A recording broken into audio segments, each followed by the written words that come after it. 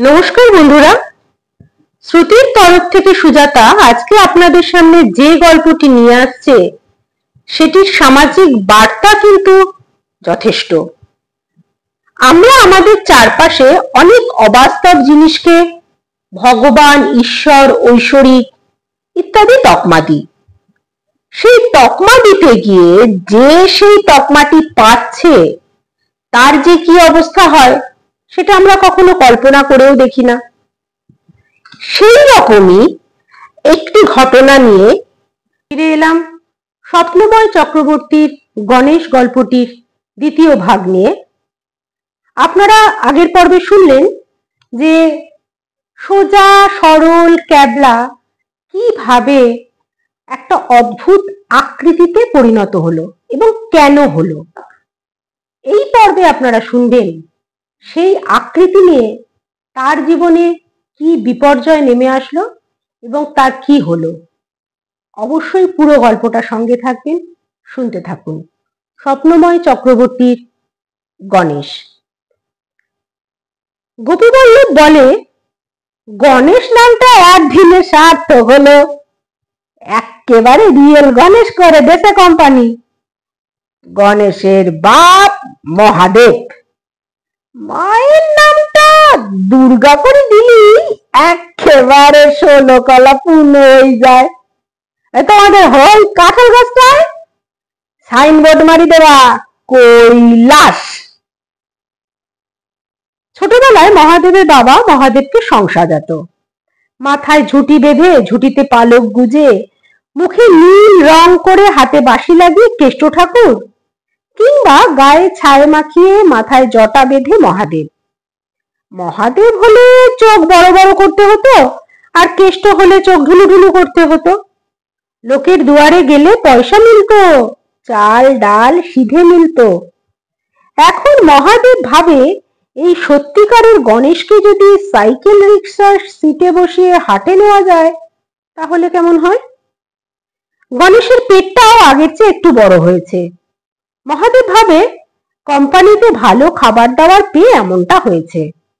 গায়ের লোকজন দেখতে আসে, বলে, একেবারে জ্যান্ত গণেশ গো। একদিন সন্ধ্যাবেলা মহাদেব দেখে মাদুরের ওপর কিছু খুচরো পয়সা ছড়িয়ে ছিটিয়ে আছে। গুনে দেখে টাকা খানেক হবে। পাশের গা থেকে জীবনের মা ভামিনী বুড়ি লাঠি ঠক ঠক করতে করতে আসে। এসে বিহ্বল ভঙ্গিতে তাকিয়ে থাকে, বলে, সত্যিকারের ভগবান। আরে ভগবান দেখলি গো। আঁচলের গিট খুলে একটা আদুলি বের করে গণেশের পায়ের কাছে রাখে। গণেশ বলে, জিলিপি খাবো, জিলিপি খাবো। বুড়ি বলে, হ্যাঁ লিচ্ছা লিচ্ছা লিচ্ছা, আমি জিলিপি ভোগ দেব। বুড়ি ঠক ঠক করতে করতে বেরিয়ে যায়। গোটা চারেক জিলিপি নিয়ে আসে, গণেশের পায়ের সামনে রাখে। নীল মাছি উড়ে আসে। গণেশের নাকের তলায় দুটি শাশ্বত ফুটো। ফুটো সমেত নাকের ডগাটা জিলিপির ওপর নাড়ায়, শ্বাস ছাড়ে, মাছি উড়ে যায়। একবার শ্বাস নেয়, গন্ধ শোকে। গণেশ হাসে। এক ঘর লোক দেখে।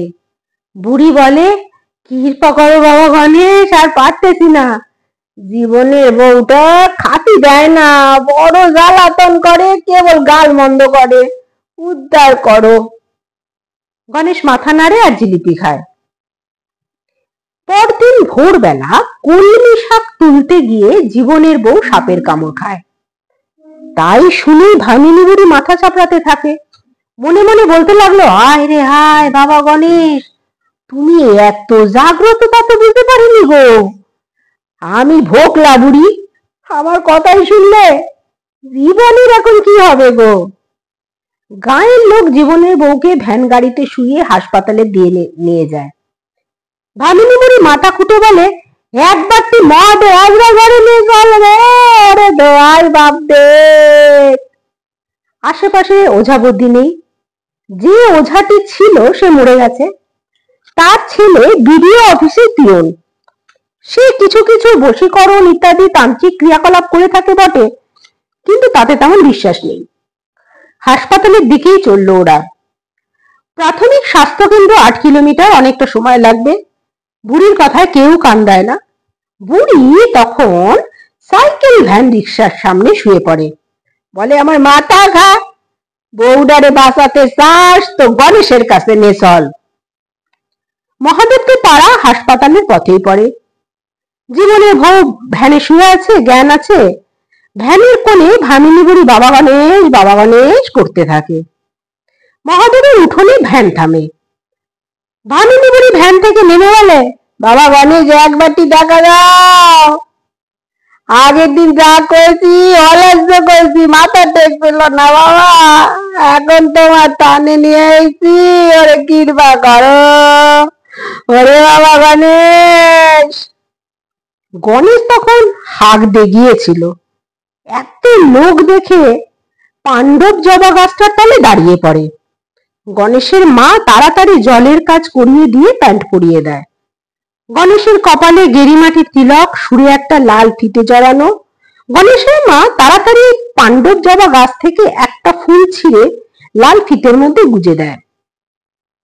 গণেশ আসছে হেলতে দুলতে, সুরটা একবার নাড়লো, একটু ওঠালো। ও বোধ হয় ভামিনী বুড়িকে চিনতে পেরেছে। জিলিপি ভোগ দিয়েছিল যে। বুড়ি গণেশের সামনে শুয়ে পড়ে ভুয়ে, বলে বউরে আরে পার করি দাও, আমি অলজ্জ কথা কইছি। গণেশ এদিক ওদিক চায়, কারোর হাতে কোনো শালপাতা ঠোঙা নেই। গণেশ ঘরের দিকে মুখ ফেরায়। বুড়ি হাউমাউ করে কেঁদে ওঠে। গণেশ কি ভেবে বুড়ির দিকে চাইল। বুড়ি বলে, কৃপা করো বাবা, বাবা ও বাবা, কৃপা হবে তো। গণেশ বলে, কৃপা হবে, কৃপা হবে। বুড়ি বলে, একবারে বউটারে স্পর্শ করি দাও ঠাকুর। গণেশ আস্তে আস্তে বউটার গলায় হাত দেয়। লকেটের ঝুটো পাথরের লাল চিকচিক দেখে। কে একজন ভ্যান রিক্সার ঘন্টি বাজিয়ে দেয়, ট্রিং ট্রিং। ভ্যান রিক্সাটা পিচ রাস্তায় পড়ল। মাইল দিয়ে পরেই কৈবর্ত হাট। ওখানে মাই কালুর চপ, সব ভাজার গন্ধে ম ম। জীবনের বউ হঠাৎ উঠে বসে, বলে, চা খাবো। চা খেয়ে অবশ্য হাসপাতালে যায়। ডাক্তার বলে, সাপে তেমন বিষ ছিল না, তবু যা হোক একটা ইঞ্জেকশন লাগবে। জীবন আর জীবনের বউ মুরগি নিয়ে আসে মহাদেব হাজরার বাড়ি। বলে গণেশকে পুজো দেবে। এরপর লোকজন আসতে থাকে। পরীক্ষায় পাস, IRDP বা জহর রোজগার যোজনার কাজ, বন্ধা নারীর সন্তান লাভ, শুল বেসনার উপশম, স্বামীর সংসারে সুমতি, এই সব কামনা বাসনা বয়ে নিয়ে আসে লোকজন। প্রতিদিন সন্ধ্যাবেলা পাড়ার ছাগলে এসে অনেক ফুল খায়, শালপাতা খায়। ইতিমধ্যে একদিন নতুন পামসু জুতোয় মচমচ করতে আসে গোপীবল্লভ। বলল, কোম্পানির আফটার সেল সার্ভিস বলে একটা ব্যাপার আছে, দেখতে শুনতে এলাম, শুনলাম তোমাদের তো দিন ফিরে গেছে। মহাদেব হাত কচলাচ্ছে। গোপীবল্লভ গণেশের কাছে গিয়ে বলল, কি গণেশ, কেমন আছো? গণেশ চোখ পিটপিট করে, বলো কেমন আছো, বলো বাবা কেমন আছো, ভালো আছো তো? গণেশ মাথা নাড়ে, বলে, না। কেন ভালো নেই কেন? আমার অসুখ। কে বললো অসুখ? তোমার তো সুখ বাবা, তুমি এখন জ্যান্ত গণেশ, ভগবান। শোনো বলি, কেউ যদি তোমার কাছে আসে, তুমি ডান হাতখানা ধরবা, আঙুলগুলি এমনি করি জোড়া রাখবা, যেন ভোটের হাত চিহ্ন। এটারে কয় বড়া ভয় মুদ্রা। কি মহাদেব, এসব শিখাই দিলা তো?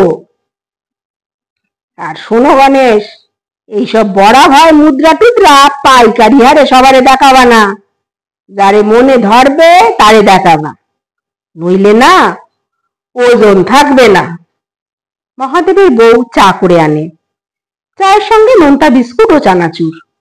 মহাদেবের বউ ঘোমটার ভেতর থেকে বলে, আমার ক্যাবলার মধ্যে সত্যি সত্যি গণেশের অংশ আছে, নইলে ঠিক ঠিক গণেশ পানা হইতেছে কেন? পেটটা কেমন বড় হতিছে, যা বলতেছে তাই হচ্ছে, রোগ ব্যাধি ভালো হচ্ছে, লোকের মনস্কামনা পূরণ হতিছে। আমাদেরও তো ঘর দুয়ার হলো, ওর মধ্যে যদি গণেশ নাই থাকবে তাহলে এসব হবে কেন? গোপীবল্লভ হাসে, বলে, গণেশের মধ্যে গণেশ যদি আসি গেছে মনে করো তো ভালো কথা। ভালো কথা? শুনলাম তোমরা অনেক নাকি মুরগি টুরগি পাও। গণেশ পোষে মুরগি পেশাদ কোথাও শুনিস? এসব ছোট লোকদের প্র্যাকটিস, শুধু ফল ফলাদি নিরামিষ, বুঝলা না? মহাদেব মাথা নাড়ে। গোপীবল্লভ বলে, আমার একটু স্মরণে রেখো, আমার জন্যই তো এসব, আমি তো গণেশ বানালাম, এ একেবারে বঞ্চিত করো না বাপু। আরে বুঝলা না? আরে বাবা, আমিও গণেশের কৃপা প্রার্থী একজন। জোরে জোরে হাসে গোপীবল্লভ।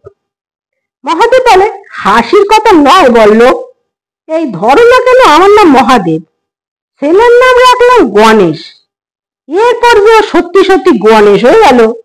এখানে ভগবানের কোনো ইচ্ছা ছিল কি ছিল না কে বলতে পারে? বল্লভ বলে, ভগবান নয় গো, ভগবান নয়, সবই কোম্পানির ইচ্ছা। পঞ্চায়েতের ভোট এসে গেল। পাশের ব্লকের এক প্রার্থী এসে পুজো দিয়ে গেল, জিতলো সে। গণেশের ঘরে ভিড় বাড়তে লাগলো। এখন আর রোজ রোজ গণেশের দেখা পাওয়া যায় না, সপ্তাহে দুবার, সোম আর বুধ। এখন মকদ্দমায় জয়লাভ বা ব্যাংকের লোন প্রাপ্তির লোকজনও আসছে, মোপেড সাইকেলে চড়ে লোক আসছে, পকেটে ক্যালকুলেটর নিয়ে লোক আসছে, হাতের কবজিতে ইলেকট্রনিক্স ঘড়ি সমেত জোড়হাত করার লোকও আসছে।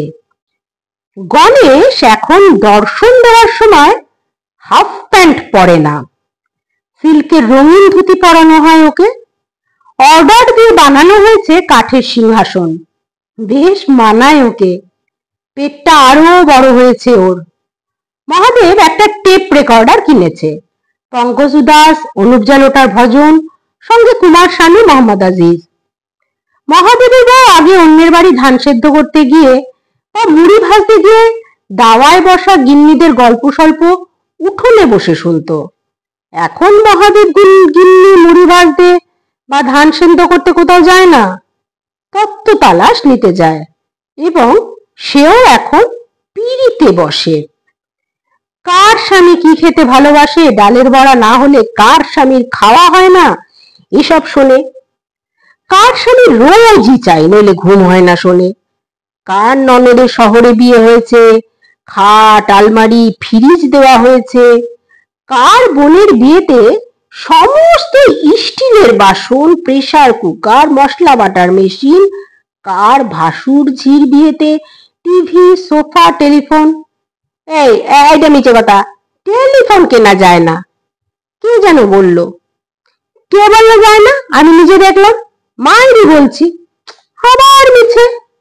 আমার দেওরের বারাসাতে কাপড়ের দোকান, সে কিনা পাচ্ছে না টেলিফোন, কারই পয়সা তার, টাকা দিয়ে যদি কেনা যেত তবে কবে কিনতো।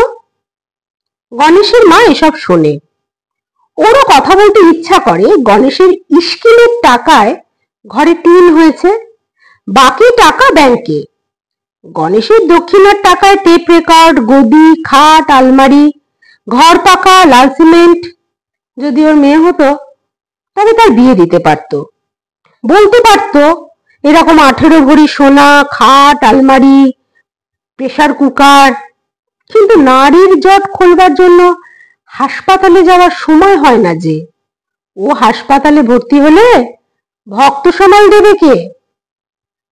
বারাসাত থেকে লাল শালুতে লিখিয়ে আনা হয়েছে, ওম গণেশায় নমঃ। প্রতি সোম আর বুধবারটা মহাদেব বড় ব্যস্ত। ক্যালেন্ডারের 2-4টে পাতা কেটে পিচবোর্ডের টুকরোয় আঠা দিয়ে কুপন করেছে, আগে এলে আগে নম্বর পাবে। কোনো নির্দিষ্ট দক্ষিণা রাখেনি, যে খুশি হয়ে যা দেয়। সবাই জানে এটা ইঞ্জেকশন মারা সুর, তবুও আসে। এমনকি অন্য গায়ে যাদের কান বড়, ঠোঁট বড়, হাত বড়, তারাও আসে। মহাদেব ভাবে সত্যি নিশ্চয়ই ওর মধ্যে গণেশের অংশ আসে। মহাদেব ফিল্টার সিগারেট খায়। আজকাল মাটি কপালে গা ব্যথা করে, সাইডন খেলে তবে গিয়ে সেই ব্যথা কমে। একদিন রাতে গণেশ বলে, আজ কি বার? কেন বাবা? রবিবার। কাল সোমবার। হ্যাঁ বাবা। গণেশ কাঁদতে থাকে। ওর চোখের জল সুর বেয়ে পড়ে। বলে, আমি কালকে গণেশ হবনি। কেন বাবা? না, গণেশ না, আমি ট্যাবলা হব। তা কি আর হয় নাকি? ওকে বলে কয়ে শেষটায় জোর করে সিংহাসনে বসানো হয়। ও বেশি কথাবার্তা বলে না, কাউকে বরাভয় মুদ্রাও দেখায় না, জিলিপি সন্দেশ কিচ্ছু খায় না। বুধবারও তাই করলো। ও আগে ও শরীরে যা কুলোতো সেই মতো পাড়ার ছেলেপিলেদের সাথে একটু আধটু খেলাধুলা করত। কিন্তু গণেশ হবার পর তো তা বন্ধ। ভগবান কখনো মানুষের সঙ্গে চোর পুলিশ খেলতে পারে নাকি? গণেশ আজকাল নতুন বসানো জানলার দরজার ফাঁক দিয়ে বাইরের মাঠ দেখে, ছেলেদের দৌড়ঝাঁপ দেখে। নতুন বসানো লোহা শিকের শীতলতা লাগে ওর মুখে, কানে, সুরে। নাপিতকে দিয়ে ওর বিশাল কানের লতিতে দুটো ফুটো করিয়ে ওখানে পরানো হয়েছে দুল। তখন গণেশ কেঁদেছে। ওর কানে সাদা পাথর চকচক করে। ওর সুরে উল্কি করানো হয়েছে। উল্কির সুচ ফুটছিল আর গণেশ কাঁদছিল। আর এখন ওর সামনে কমলা লেবু, আপেল, সন্দেশ। আর জানলার শিকের বাইরে মাঠে সবুজ ঘাসের ওপর বাচ্চারা। গণেশ কাঁদে। বিজয় হাজরা হাসে, সঙ্গে ধনঞ্জয়। ওর বড় কানটা ছেঁড়া, ফাটা। বর্ষার দরুন সার্কাস বন্ধ। ধনঞ্জয় আর গণেশ মুখোমুখি চুপচাপ বসে আছে, কেউ কোনো কথা বলে না। পরের বুধবার গণেশকে জোর করে বসানো হলো লাল ভেলভেট মোড়া ডানলপিলোর কুশ বসানো সিংহাসনে। বাবা বসো বসো বাবা, যা চাই দেবক্ষণে। মুখে সেতি দাগ 16 বছরের মেয়েকে নিয়ে এসেছে ওর মা। জোর হাত করে বলছে, আমার মেয়ের সাদা দাগ ভালো করে দাও বাবা গণেশ। গণেশ চিৎকার করে বলে ওঠে, আলো দাগ হয়ে যাক, আলো দাগ হয়ে যাক। একজন সম্ভ্রান্ত চাষি, হাতে ঘড়ি, গায়ে টেরিকটের প্যান্ট জামা, খবরের কাগজ, ব্যাংকের বিজ্ঞাপনে আমরা সর্বদা চাষি ভাইদের সেবায় আছি লেখার সঙ্গে ট্রাক্টরের পাশে যে চাষির মুখ থাকে, সেই রকম একজন চাষিবাবু এসে বলে, বাবা গণেশ, গত বছর 5 বিঘে আলুর ধসা রোগে। গণেশ ঘাড় কাত করে বলে, আর গণেশ না, ট্যাবলা। মহাদেব বলল, এদের এসব লীলা খেলা। গণেশ তখন টান দিয়ে ছিঁড়ে ফেলে দেয় টগর ফুলের মালা জরির ফিতে। সিংহাসন থেকে উঠে পড়তে গিয়ে পড়ে যায়। সুর বেয়ে লালা নেমে আসে গোলাপি রেশম কাপড়ে।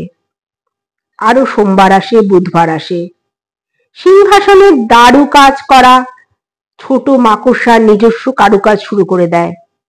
মেঘের ফাঁক দিয়ে নেমে আসা রোদ্দুর কারুকাজ করে গাছের পাতায়, জলের ঢেউয়ে, গণেশের দেওয়ালের চুল বালিতে নখ দিয়ে এঁকে চলে কি সব, বলতে চায় কিছু। গণেশের সুরের ডগাটা লাল হয়ে ফুলে উঠেছে। ও ব্যথায় কাঁদে, জানায় সে কথা। মহাদেব বলে, কিছু কি কামড়েছিল? বোমরা টোমরা, ডাস ডোম? গণেশ মাথা নাড়ে। মহাদেব বলে, নির্ঘাত কিছু কামড়েছিল, ভালো হয়ে যাবি। গণেশের মা সর্ষের তেল বুলিয়ে দেয়, বলে, তাড়াতাড়ি ভালো হ বাবা। কিন্তু গণেশ ভালো হয় না। একদিন ধুম জ্বর আসে। বলে, আমার চুল কাটি দাও বাবা, আমি হব, খেলবো, মাঠে যাব। গণেশের সুরের ফোলা আস্তে আস্তে বাড়তে থাকে। একটা মাংসপিণ্ড জেগে উঠেছে। গণেশ রোগা হয়ে যাচ্ছে ক্রমশ, কিছু খেতে চাইছে না, পেটটা কিন্তু ফুলে উঠছে। প্রাথমিক স্বাস্থ্যকেন্দ্রের ডাক্তারেরা কপাল কুঁচকে ওঠে, বলে কলকাতায় নিয়ে যান, ভালো ঠেকছে না। গণেশের মা কাতর ভাবে বলে, তবে কি গণেশের মধ্যে সত্যিই আর গণেশ নেই? গণেশ কেন নিজের রোগ সারাতে পারছে না? গণেশের মা একটা মাটির গণেশ কিনে নিয়ে আসে। জ্যান্ত গণেশের সামনে মাটির গণেশকে বসিয়ে দিয়ে বলে, প্রার্থনা কর বাবা, ভালো হয়ে যাবি। গণেশ মাটির মূর্তি ছুঁড়ে ফেলে দেয়। মাটির গণেশের সুর ভেঙে গেলে মাংসের গণেশ সেই মুখ দেখে হাসে।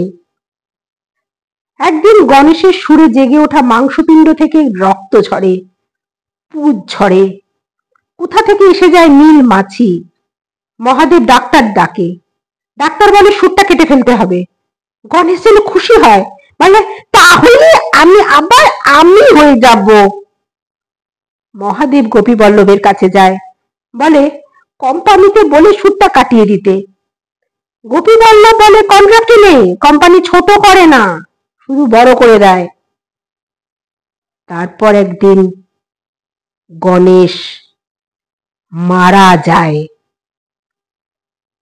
গণেশের নাকের গলিত মাংসপিণ্ডের মধ্যে দুটি গর্তের শূন্যতার দিকে কান বড় হাত বড়রা তাকিয়ে থাকে। একটা বালকের লম্বা লম্বা আঙুলগুলো কিছু একটা ধরবে বলে কিলবিল কিলবিল করতে করতে ক্রমশ স্থির হয়ে যায়। চলে আসে নীল মাছি। কোথা থেকে খবর পেয়ে চলে আসে ফটোগ্রাফারের দল, বাণিজ্যিক টিভির দল। তোয়ালেতে ঘাম মুছে বলে দেরি হয়ে গেল।